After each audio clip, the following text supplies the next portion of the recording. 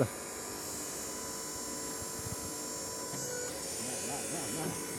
Bunu Kamil bağrımızın Sanorgun'un kırpışı.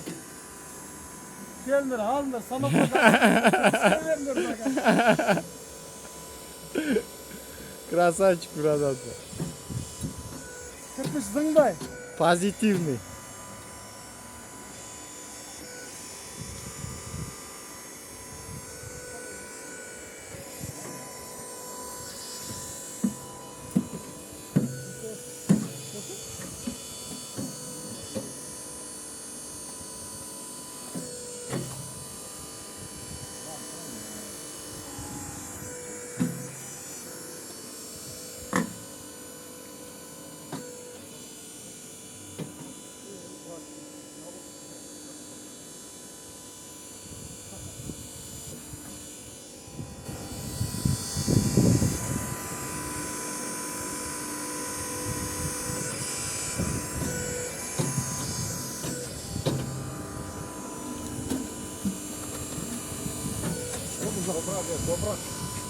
Uzak mı?